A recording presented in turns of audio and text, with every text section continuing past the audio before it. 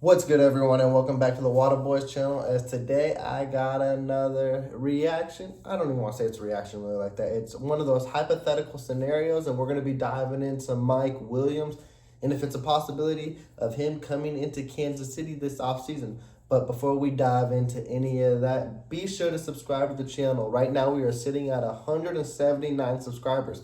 We've almost gained over 100 subscribers in a week, which is kind of crazy because as I try to learn how to make this channel grow and everything like that, we were at a standstill period. So it's cool to see you guys checking in, checking the channel out, engaging as well, giving me your opinions and feedback, how you view the Chiefs should be, what your additions you feel like we should do. So I appreciate any input you guys are giving me as well. And please be sure to like this video as well, because I'm going to be having a lot of these hypothetical scenarios that could happen this offseason and trade scenarios as well, because these are one of my funnest things to do during this time of year, and it's going to be exciting to see if it all pans out to fruition. But without further ado, let's dive right into Mike Williams. So if you happen to check my NFL Dream mock free agency for the Kansas City Chiefs this 2022 offseason, I did happen to mention Mike Williams, but the only reason I didn't really want them to go after a Mike Williams, and I kind of sidebarred into a Juju and a DJ Chark, is one, because those are going to be a cheaper end free agent wide receivers that could come in and also can give you productivity. As for Mike Williams, I do think he will be at a higher demand and definitely a higher standpoint money-wise as well, because usually what they do, what wide receivers do. He's had a very inconsistent career. He has had a 1,000-yard career before season before this season, but this is only his second one in 4 years.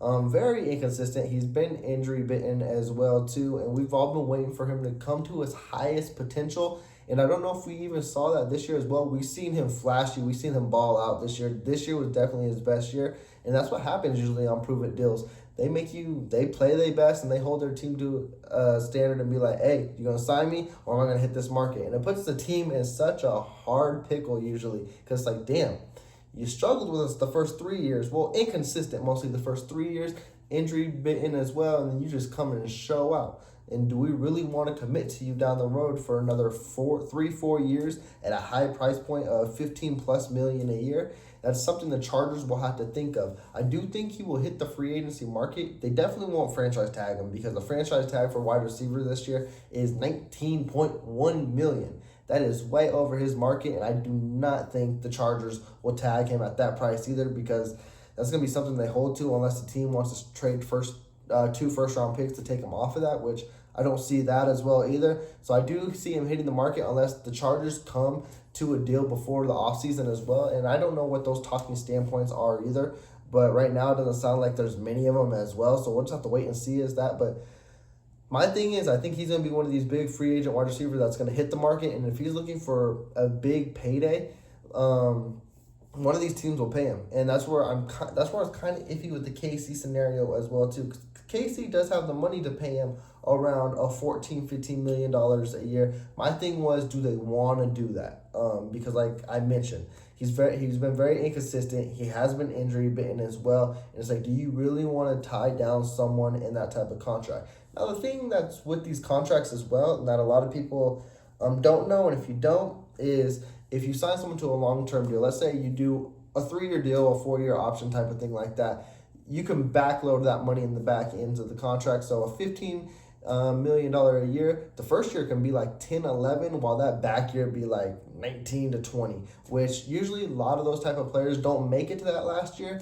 But again, it depends on how their performances are, and usually their performances don't live up to that. So that's when they become either trade bait, restructure type of material, or just a flat out cut. And that's why the first couple of years are always good. That's why I wouldn't be too hesitant to sign a Mike Williams like that. Definitely if the first year comes at around 10, 12 million, and then it starts picking up gradually as well, because that's what Chiefs do. They've done it with Joe Tooney the last offseason as well. They've been known to do this with players. Even with the Patrick Mahomes, his 10-year contract is all backfilled towards the end of his contract, but as well, they'll restructure that through on as well. So that's what KC's known to do. That's how their management handles money very well. That's how a lot of people don't understand when KC doesn't look like they have a lot of money, but they're still in contention for these big name players. That's because they know how to play with the cap. That's how they know how to get through any wiggle room they can as well. Now, diving into Mike Williams, and if he's a fit in this offense. I think he's the type of receiver Casey's been stressing and dying to get. They've shown it this season when they went in for a Josh Gordon. They were hoping he'd be something. Unfortunately, he is not. He's still in the practice squad, so they're still going to give him a whole offseason of training, see how he comes into, and if he's learned the playbook, and if he could be a better fit in 2022. We'll have to wait and see. I think the jury's kind of out. I do not think he'll make this team, but you never know. Anything can happen. He's over 30 now, so it's going to be interesting as well. As for Mike Williams, we do know, even coming out of Clemson, there was a reason he was drafted so high. He is a freak of nature athlete. He can make any play on the ball, and at his size, he runs just as fast as any receiver out there, which fits KC's offense to a T. KC's been looking for one of these big guys. That's why I wouldn't be shocked if they're actually after Mike Williams, and I wouldn't be shocked if this is the type of guy they make a big payday after, and I wouldn't be upset with it whatsoever. It's going to be interesting to see. And another thing, too, which I'm going to pop up as well, is why I think Casey will be after him. This has been kind of inconsistent, too, as well, but, man, when he plays KC, he does know how to have a field day against him, and I hate it. Like, his numbers don't look out of this world against Kansas City whatsoever, but he's had some key winning touchdowns against them, key winning drives and catches that you're just like, yo, what are we doing? Like, honestly, he's been more like of an impact for the Chargers against us than I think Keenan Allen has, because Keenan Allen just had his first touchdown against us a couple of years ago, and he's been in the league for a while. We've been good against Keenan Allen, and Keenan Allen has racked up yards against us. So I know I got Chargers fans in on this too. They'll be like, wait, hold up. Keenan Allen goes for field day on him, and that is true. He does, but as for impact-wise, Mike Williams, I just dread seeing him. Like, it's crazy. I just don't know. I hate seeing Mike Williams. And I would love to see the roles reversed. I'd love to see him in a red jersey. Maybe flip that number, go back to the college days, wear a 7. I think he'd be a good fit. I think it's a good security blanket as for Mahomes as well, because, like I said, the Chiefs' offense has been looking for a big play receiver like this. And I think it'd be a bigger impact, which I'm going to keep mentioning as well, too. Way better than a Pringle. I know Chiefs fans, you could dive in and say what you want to say, but as of a whole wide receiver, I think I'd rather want Mike Williams or Byron Pringle. If you want to argue about it in the comments, we can do it. We can make our points. Definitely better than Robinson. Definitely better than a Hardman. Hardman still does have a focal point on this offense. I just don't know if it's a number 2 receiver, not even a number 3, but I think his skill set to, big impact plays in this offense, I think Hardman does have a role in this offense. So I'd watch out for that as well. I just think Casey's in dire need for a number 2 receiver. If you have him on the other side with Hill, or even Hill in the slot, any kind of package you want, I think it would be a success. And I think he'd be a perfect fit on this offense. Now, I know a lot of Chiefs fans are going to be hoping for the receivers like a Chris Godwin, a Juju. They're going to be overlooking like a Mike Williams, which I get to an extent, but as well, I think mostly why Chiefs fans are ignoring Mike Williams is because of the injury concerns, and I would too, honestly, because his injury concerns are a concern to me like of a Sammy Watkins. Like, is he going to give me a full 16 games? And I don't know that. I don't even think he's ever done that with the Chargers. I could be wrong. I'll put the stats up so everyone can see it as well. But I know he's always missed a couple games here and there as well. And then there's, like, even this season as well, even though this was his breakout year, even when he wasn't injured, it's like he just disappeared. It's like, where did Mike Williams go? Like, did he just disappear from the offense? And even Chargers fans would question that as well, and it would just be weird. I don't know if Mike Williams didn't have a big focal point on the offense of the Chargers or not, and they just didn't want to put him in the gameplay or what. But, like, there was a stretch. I forgot what it was, like, week 5 to 8 or even further than that? Like, he was just gone. I remember he started the season off so hot where it's just like, ooh, he going to put the Chargers in a, like, issue for a contract this year. And then it just kind of died off, and then he started picking up towards the end of the year as well. I just think Mike Williams, he is a crazy receiver. I'd love to see him on this offense as well. And honestly, if I had to choose which, I'll probably make more video.